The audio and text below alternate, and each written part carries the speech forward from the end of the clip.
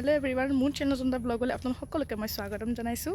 আজি ব্লগটো এইদৰে আৰম্ভ কৰিছোঁ। আজি হৈছে ছানডে, অকণমান ফেমিলিৰ লগত বাহিৰলৈ ওলাই আহিছোঁ। বাপৰে ইমান ৰ'দ। ছাডেন প্লেন হ'ল ডিব্ৰুগড় যাওঁ বুলি বগীবিল ফালে। এতিয়া ওলাই আহিছোঁ আমি চব। ছানডে দিনটোতে টাইম পাওঁ, চবেই মিলি এসাঁজ খাবলৈ ক'ৰবাত অলপমান ফূৰ্তি কৰিবলৈ, একলগ হ'বলৈ থাকে চিন্তা কৰি আজি ছাডেন প্লেন কৰি বগীবিল ফালে ওলাই আহিছোঁ। এতিয়া থৌজৌ ফুৰিবলৈ পাই বহুত ফূৰ্তি। ছামাৰ ভেকেশ্যন দিছেহে এতিয়া। এইজনী হৈছে তাৰ মৰমৰ পেহীয়েক, একদম পিছায়ে নেৰে। তাইক হ'লে মই নহ'লেও চলি যায়। বগীবিল ব্ৰিজ শেষ কৰিয়ে এখন বজাৰ পালোঁ। সকলোৰে ইমান ভোক লাগিছিল, ৰাতিপুৱাতে ওলাই আহিলোঁ যে ইয়াতে দেখিলোঁ নানান ধৰণৰ বস্তু, মাছ, চব্জি, ফল মূল আৰু দেখিলোঁ মোৰ ফেভৰেট আনাৰস, আৰু তাৰে এটা লৈ ল'লোঁ। খাবলৈ কিন্তু বহুত সোৱাদ লগা আছিল দেই। আৰু ইমান ডাঙৰ ডাঙৰ মাছবোৰ চাওকচোন, দাম কিন্তু জুই চাই ডাঙৰ।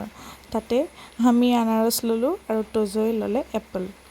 সি কিন্তু আপেল খাই বহুত ভাল পায়। এয়া ডিঙিত লাগি ধৰিছে, দেখিছে নহয়, উশাহ নাইকিয়াকৈ খাইছে। আৰু আনাৰসৰ লগত দিছিলে এটা শুকান জলকীয়া চিলি ফ্লেক্স, যিটো আনাৰসৰ লগত খাই বহুত ভাল লাগিলে, কিন্তু গেষ্ট্ৰিকৰ কাৰণে বহুত বেয়া। খাই আমি আগবাঢ়ি গ'লোঁ। বৰ্তমান আমি আছোঁ এতিয়া মাইহাং, ডিব্ৰুগড় বগীবিলৰ ওচৰত। এনেকৈ টিপটোৰে খাই এসাঁজ ওলাই আহিলোঁ। আহোঁতে তিনিচুকীয়া বিশালত সোমালোঁ আৰু ঘৰৰ বজাৰ আছিল। বাপৰে ইমান যে মানুহ। অলপমান বিশালত ঘৰৰ বজাৰ কৰি ঘৰলৈ বুলি ওলালোঁ। বহুত ৰাতিয়ে হৈ গ'ল আৰু আজিৰ দিনটো এনেদৰেই পাৰ কৰিলোঁ।